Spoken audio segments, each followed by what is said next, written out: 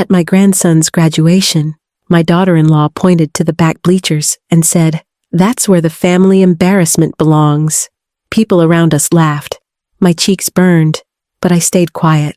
I sat in the very back row, holding my flowers, trying to keep my head down. What nobody knew was that in just a few minutes, the entire stadium would be looking at me, and my daughter-in-law's smile would vanish.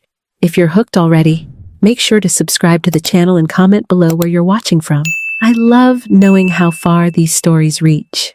It was supposed to be one of the proudest days of my life. My grandson Ethan was graduating high school. I raised him like my own after my husband passed away, and my son Daniel worked long hours. I helped with homework. I drove him to soccer practice.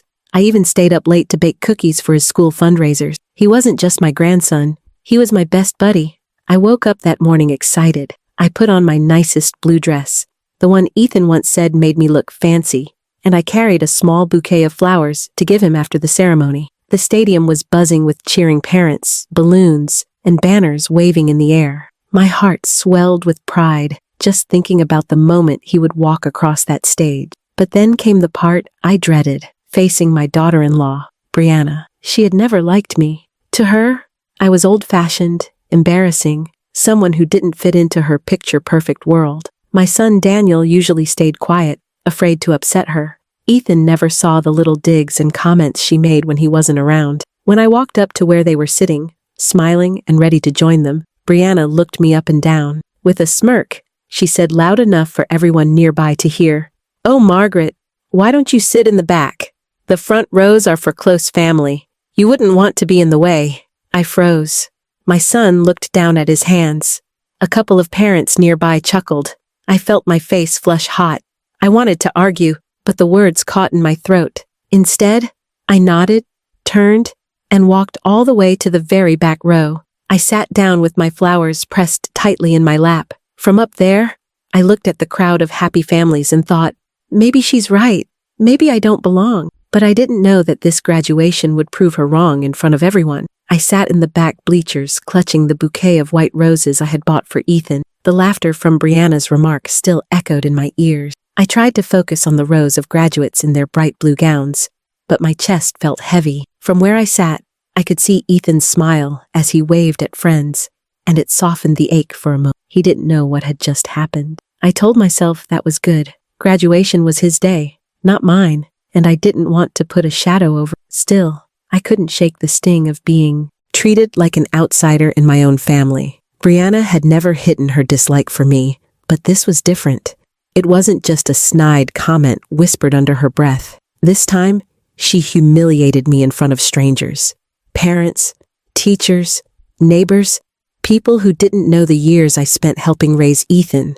To them, I was just the old woman shuffled to the back because I didn't deserve a place with the family. I thought about all the moments that led to this day. When Ethan was 6, I helped him memorize his multiplication tables.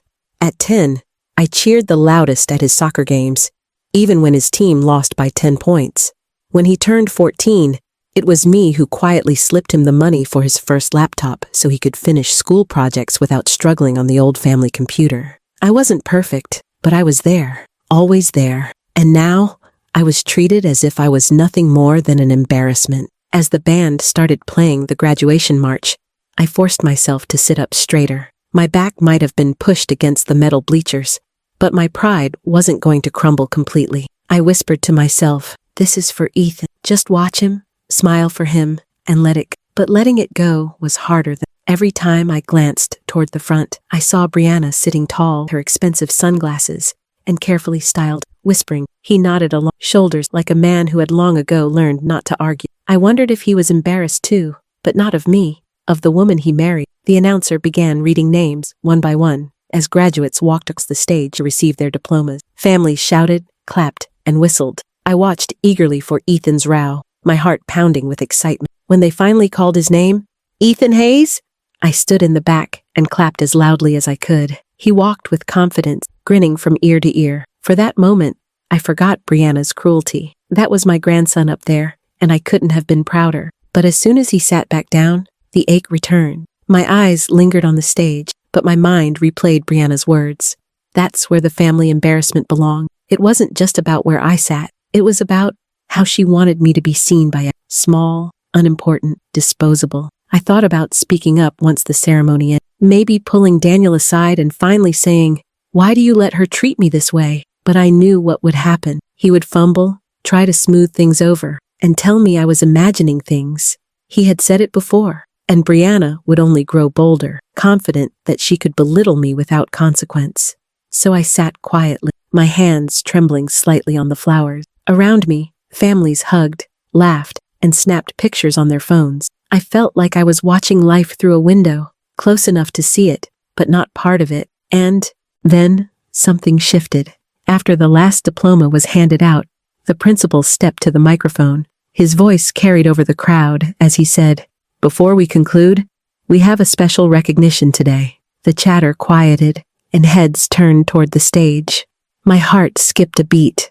I knew what was coming, though no one else did. He continued, "This year, our school was blessed with a generous gift that will change lives for many students. A $250,000 scholarship has been established for future graduates, and today, we honor the donor who made it possible." I gripped the flowers tighter, my breath caught in my throat. The very thing I had chosen to keep quiet, the donation I made in Ethan's honor, was about to be revealed. Suddenly, I wasn't just the grandmother in the back row. I was about to become the center of attention in a way Brianna could never have predicted.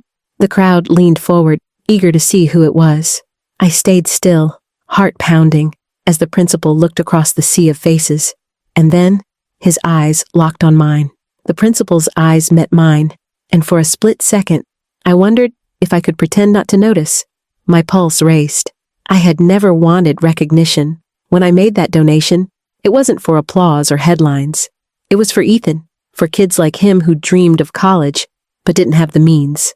I thought it would stay anonymous forever. But in that moment, as hundreds of people leaned forward in anticipation, I realized the choice was no longer mine. He raised his hand toward me, his voice strong and clear. "Ladies and gentlemen, please help me thank the incredible woman who made this gift possible, Mrs. Margaret Hayes." All at once, the stadium erupted in applause. I froze, still sitting on the hard bleachers in the very last row. People turned to look at me. Some pointed, others smiled with surprise. My throat tightened. I had spent years being invisible, especially to Brianna, and now there was no place to hide. For a moment, I thought about staying seated. It would be easier to let the attention pass, to wave politely and then fade back into the shadows. But then I remembered the way Brianna's words had stung. I remembered the laughter of strangers, the way I had been told to take my place at the very back. If I stayed seated now, she would think she had been right about me all along. So I stood. My knees shook as I rose from the bleachers, clutching the flowers to my chest. The applause grew louder, echoing through the stadium. Parents stood, students clapped and whistled. The sound rolled over me like a wave, and I felt something I hadn't felt in years, pride that I didn't have to hide. The principal beckoned for me to come forward. For a second, panic surged. To get to the front, I would have to walk right past Brianna and Daniel. My heart hammered in my chest as I stepped down from the back row, one shaky step at a time. People moved aside to let me through, offering pats on the shoulder and murmured words of thanks. As I reached the front rows, I saw Brianna's face. Her skin had gone pale, her lips pressed into a tight line. She looked like someone who had been caught in a lie. Daniel sat stiffly beside her, avoiding my gaze, his ears turning red. I slowed as I walked past them, the air thick with tension. Brianna leaned slightly toward me and whispered, her voice sharp but trembling, "Why didn't you tell us?" I turned my head just enough to meet her eyes. My voice was steady, low, but firm. "I didn't do it for you. I did it for Ethan, and for every child who deserves a chance." Then I kept walking, leaving her stunned silence behind me. By the time I reached the stage, the applause was still going strong. The principal shook my hand warmly and said into the microphone, "This is the kind of generosity that changes communities. Mrs. Hayes, your gift will open doors for countless students for years to come." I didn't say much. I only nodded and offered a small smile, my hands trembling slightly as cameras flashed. I wasn't used to the spotlight, but I could feel the love and respect radiating from the crowd. It was overwhelming, and in the best way. From the stage, I looked out at the sea of faces. I saw Ethan standing now, clapping with his classmates, his face glowing with pride. My sweet boy was cheering for me, just as I had cheered for him his whole life. Our eyes met, and he gave me a thumbs up. My heart nearly burst. That moment alone made every sacrifice worth it. The applause eventually quieted, and I was guided back toward the front row. This time, people didn't hesitate to clear space. They stood up, moved aside, and gestured for me to sit where I truly belonged. The very front, right in the middle. As I sat down, the flowers still in my lap, I felt the weight of years of dismissal lift off my shoulders. I wasn't invisible. I wasn't an embarrassment. I was a grandmother who had worked hard, given quietly, and now, without trying, showed the world who I really was. Brianna sat a few seats away, her arms crossed tightly, eyes downcast. For once, she had nothing to say. The same woman who told me to hide in the back now had to watch me take my place in the spotlight. And in that moment, I realized something. I didn't need her approval. I didn't need Daniel's silence to turn into support. I had my grandson's love. I had my own dignity. And now I had proof that no matter how small someone tries to make you feel, the truth has a way of finding its place. The applause still rang in my ears as I sat down in the front row. For years, I had been told to take the back seat, both in words and in actions. But now the entire school had risen to its feet for me. My heart was pounding so hard, I could hear it above the cheering. I tried to steady my breath, but the emotion of the moment was almost too much to contain. From where I sat, I could see Ethan still clapping. With his classmates, his face glowing like the sun. He wasn't embarrassed by me. He wasn't ashamed. He was proud. And that was all I had ever wanted. The principal's voice boomed again over the microphone. This scholarship will carry your name, Mrs. Hayes. Generations of students will remember your gift. Generations. The word sank into me. I had lived my life quietly, never expecting to leave much behind beyond family photographs and memories at the dinner table. But now, my name would be tied to opportunity, to futures I might never meet but would still touch. The thought filled me with a kind of joy I hadn't felt since my husband was alive. I felt a tap on my arm. It was a woman I didn't know, one of the teachers. Her eyes were bright with tears as she whispered, "Thank you. You have no idea how many of our kids will be saved by this." I could barely respond. My throat was too tight. I just squeezed her hand and nodded. Meanwhile, I could feel Brianna's presence only a few seats away. She hadn't clapped. She hadn't smiled. She sat with her sunglasses pushed up on her head, her jaw clenched so hard I thought her teeth might crack. Every once in a while, I caught her throwing quick glances in my direction, her face pale as paper. I wondered if she was replaying her cruel words from earlier, hearing them in her own head, realizing how ugly they sounded now that everyone else was cheering for me. Daniel sat stiffly, his shoulders hunched forward, eyes fixed on the ground. He looked like a man torn in half, ashamed of what had just been exposed, ashamed that he had never defended me, and maybe even ashamed of the wife sitting beside him. But shame doesn't fix years of silence. That was his burden, not mine. The ceremony closed with music, and the graduates tossing their caps into the air. Families surged forward to take pictures, hugging their children and showering them with congratulations. I stood too, still holding my bouquet, unsure of what to do next. Then I saw Ethan pushing through the crowd, his cap tilted on his head, his gown flowing behind him. He came straight to me. "Grandma!" he shouted, his voice cutting above the noise. When he reached me, he threw his arms around me so tight I could hardly breathe. "I'm so proud of you," he said into my ear. "You're amazing." Tears welled in my eyes as I held him close. "No, Ethan," I whispered. "I'm proud of you. This day is yours." He leaned back, grinning.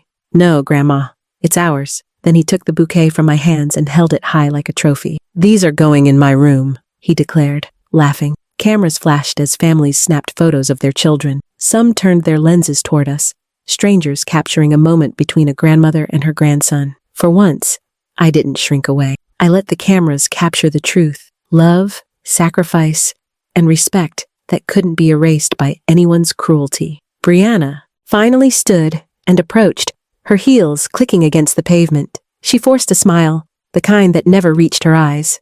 "Well," she said tightly, "that was unexpected." I looked at her calmly. "Life is full of surprises," I replied.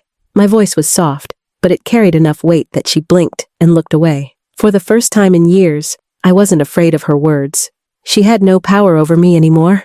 Ethan stepped in front of me, his arm protectively around my shoulders, and looked at his mother. "Mom, Grandma is the reason I even made it this far. Don't you forget that his words cut through the air sharper than anything I could have said." Brianna's mouth opened as if to argue, but nothing came out. She closed it again and turned away, her face flushed. Daniel finally spoke, his voice quiet but heavy. "She's right, Brianna," he said. "Mom deserves respect." His eyes flicked to mine, guilt written all over his face. For years, I had begged silently for those words, and though they came late, they still mattered. The sun was beginning to set, casting a golden glow across the field. Families drifted toward their cars, their laughter echoing into the evening. Ethan walked beside me, carrying his diploma in one hand and my flowers in the other. My heart swelled with pride so big it hurt. That day had started with humiliation, with me being sent to the back row like I didn't belong. But it ended with my grandson holding me like I was the most important person in the world, with strangers thanking me, with the truth finally shining so brightly, it left no room for shadows. And in that moment, I knew I had found something greater than revenge or recognition. I had found peace. The ride home from the graduation felt different than I had imagined. When the day began, I thought I would return quietly, maybe stop for a small slice of cake at my kitchen table, and let the celebration belong only to Ethan. Instead, the evening sun followed us as Ethan insisted on riding with me, leaving his parents to drive separately. He wanted to sit in my car, diploma on his lap, telling me every detail of the ceremony as if I hadn't been there watching. "Grandma," he said, his voice bubbling with excitement. "When they said your name, I thought, no way, but then I saw you stand up, and I swear I've never clapped harder in my life." His grin stretched from ear to ear. "You were the hero today. Everyone was talking about you." After I laughed softly, shaking my head. "No, sweetheart, you were the hero. You worked hard, and you earned that diploma. But deep down," his words warmed me. Hero. Nobody had ever called me that before. When I dropped him off later at the restaurant where his friends were gathering, he hugged me again, longer this time. "I'll never forget today, Grandma," he whispered. "Thank you for everything." I drove home alone, but instead of feeling lonely, I felt lighter than I had in years. My little house looked the same, with its peeling paint and the garden gnome by the walkway, but stepping inside felt different.